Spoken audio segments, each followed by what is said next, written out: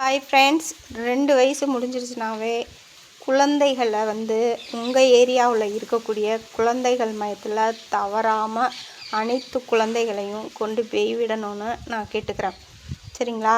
2 வயசு தானே ஆகுது, அதுக்கு போய் இப்போ என்ன படிப்பு அப்படின்னு யாரும் தவறாக நினைக்கக்கூடாது. அதாவது படிக்கிறதுக்காக குழந்தைகள் மையத்துக்கு போகிறது கிடையாது.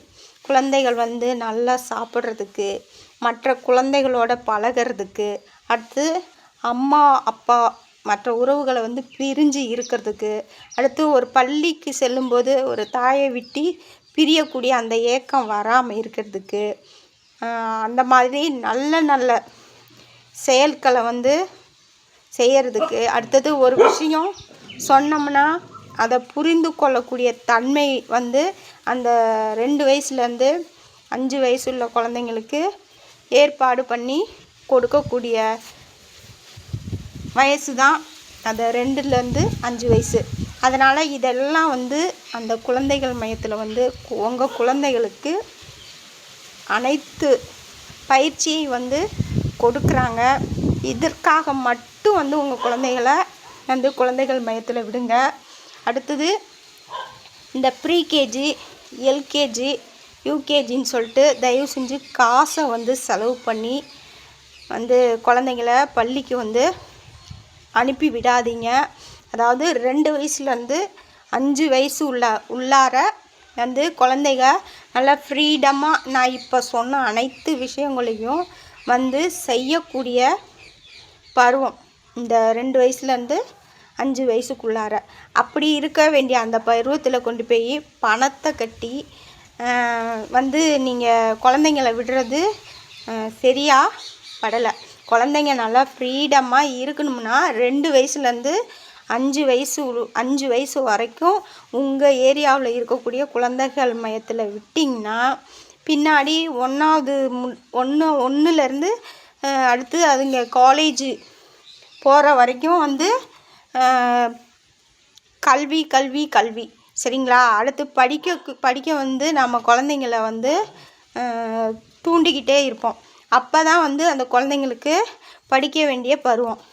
அதை விட்டுட்டு இந்த 2 வயசு 2.25 வயசு ஆயிடுச்சுன்னா படிப்புன்னு அந்த விளையாடக்கூடிய அந்த பருவத்தில் கொண்டு போய்ட்டு ஆயிரக்கணக்கில் பணத்தை செலவு பண்ணி ப்ரீகேஜி, அடுத்தது எல்கேஜி, அப்புறம் யூகேஜி அப்படின்னு எதுக்காக காசை நீங்கள் வேஸ்ட்டு பண்ணுறீங்க? நிறைய பேருக்கு இதெல்லாம் சொன்னால் புரிய மாட்டேங்குது.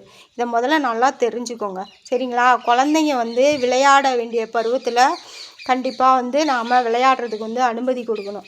அதே மாதிரி படிக்க வேண்டிய டயத்தில் குழந்தைங்கள படிக்கிறதுக்கு நாம் ரெடி பண்ணி கொடுக்கணும். சரிங்களா? அடுத்து இன்னொரு விஷயம், படிக்கக்கூடிய குழந்த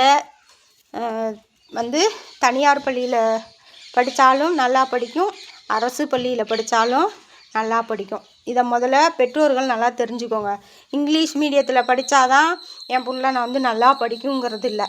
இங்கிலீஷ் மீடியத்தில் படிக்கிறத விட தமிழ் மீடியத்தில் படிக்கக்கூடிய குழந்தைங்க தான் நல்லா ஆக்டிவாக இருக்காங்க. இதை முதல்ல நல்லா தெரிஞ்சுக்கோங்க. ஒரு சில பெற்றோர்கள் கௌரவத்துக்காக ஸ்கூலுக்கு பணத்தை கட்டி அனுப்பிச்சி விட்றாங்க. கேட்டால் எப்படி சொல்லுவாங்க? என் பிள்ளை நான் இங்கிலீஷ் மீடியத்தில் என் பிள்ளை படிக்கிறான், மாதம் இத்தனை ஆயிரம் பணம் கட்டிகிட்ருக்கேன், வேனில் தான் போவான், வேனில் தான் வருவான் அப்படின்னு பெருமையாக சொல்லிகிட்ருக்காங்க. ஆனால் அந்த குழந்த படிக்குதா படிக்கலையா அதை பெற்றோர்கள் யோசிக்க மாட்டேங்கிறாங்க. இது தவறான விஷயம். சரிங்களா? என்னை பொறுத்த வரைக்கும் அரசு பள்ளியில் நல்ல சிறந்த பயிற்சி கொடுக்குறாங்க. இதை முதல்ல பெற்றோர்கள் தெரிஞ்சுக்கோங்க. சரிங்களா? படிக்கக்கூடிய குழந்த எங்கேயா இருந்தாலும் கண்டிப்பாக படிப்பாங்க. சரிங்களா? காசு கட்டி அங்கே படித்தா தான் படிப்பாங்க, இங்கே படித்தா படிக்க மாட்டாங்க அப்படி இல்லைன்னா தவறான முடிவெல்லாம் எடுக்காதீங்க. சரிங்களா? இங்கிலீஷ் மீடியத்துலேயும் அதே பயிற்சியை தான் கொடுக்குறாங்க, தமிழ் மீடியத்துலேயும் அதே பயிற்சியை தான் கொடுக்குறாங்க. இதை முதல்ல நல்லா தெரிஞ்சுக்கோங்க. சரிங்களா? அதாவது எப்படின்னா, இங்கிலீஷ் மீடியத்தில் புக்கிலேருந்து நோட்டிலேருந்து ஸ்கூல் ஃபீஸு முதற்கொண்டு, அடுத்தது சாப்பாடு முதற்கொண்டு எல்லாமே வந்து நாம் வந்து நம்ம குழந்தைக்கு கொடுத்தாகணும் இங்கிலீஷ் மீடியத்தில். ஆனால் தமிழ் மீடியத்தில் அந்த செலவு வந்து எதுவுமே கிடையாது. இதை முதல்ல பெற்றோர்கள் நல்லா தெரிஞ்சுக்கோங்க.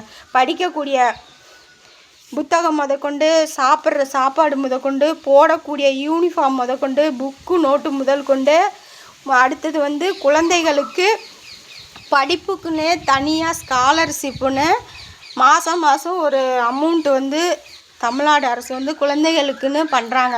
இது வந்து நிறைய பெற்றோர்களுக்கு வந்து இது தெரியுதான்னு தெரியலன்னா என்னோடய இந்த வீடியோ பார்த்து நல்லா தெரிஞ்சுக்கோங்க, சரிங்களா? குழந்தைங்கள வந்து ஸ்கூலுக்கு அமுச்சு விட்றதுனா படிக்கணுங்கிற நினப்பில் வந்துட்டு நாம் அமுச்சு விடணும். இந்த வெத்து பந்தாவுக்காக வந்து ஸ்கூலில் வந்து அமுச்சு விடக்கூடாது. என்னை பொறுத்த வரைக்கும் இப்போ வந்து தனியார் பள்ளியில் படித்த குழந்தைய விட அரசு பள்ளியில் படித்த குழந்தைகள் தான், அதாவது 10வது 11 12வது இப்போ அரசு பள்ளியில் படித்த குழந்தைகள் மட்டும்தான் அதிக மதிப்பெண் எடுத்து இப்போ முன்னிலையில் நிற்கிறாங்க. இதை முதல்ல நல்லா தெரிஞ்சுக்கோங்க, சரிங்களா? அதனால் வந்து காசை வந்து இங்கிலீஷ் மீடியத்தில் படிக்க வைக்கிறேன்னு சொல்லிட்டு காசை வந்து வேஸ்ட்டு பண்ணாதீங்க. உங்கள் குழந்தைங்கள அரசு பள்ளியில் படிக்க வைக்கணுன்னு நான் வந்து கேட்டுக்கிறேன். அதே மாதிரி 2 வயசு முடிஞ்ச குழந்தைங்கள உங்கள் ஏரியாவில் இருக்கக்கூடிய குழந்தைகள் மையத்தில் கொண்டு உங்கள் குழந்தைகளை வந்து விடணும்னு நான் கேட்டுக்கிறேன். இது வந்து நீங்கள் படிக்க வைக்கிறதுக்காக வந்து நான் அமுச்சு விட சொல்லலை. ஒரு குழந்தையோட வந்து பழகிறதுக்கு, நல்லா சாப்பிட்றதுக்கு, உச்சா வந்தால் கக்கா வந்தால் சொல்ல தெரியறதுக்கு, அடுத்தது ஒரு தாயை விட்டு பிரிஞ்சு இருக்கக்கூடியதுக்கு, அடுத்து மற்ற நல்ல விஷயங்களை வந்து கற்றுக்கிறதுக்காக தான் வந்து நாம் குழந்தைகள் மையத்துக்கு வந்து நாம் அமுச்சு விட்றோம். இதை முதல்ல நல்லா தெரிஞ்சுக்கோங்க. நிறைய பெற்றோர்கள் இந்த சின்ன வயசில் இது போய் படித்து என்னத்தை போய் அது இது பண்ண போகுதுன்னு வந்து குழந்தைகள் மையத்துக்கு அமுச்சு விடாமல் நிறைய குழந்தைங்கள வந்து வீட்டில் வச்சிட்ருக்காங்க. அது தவறான விஷயம்.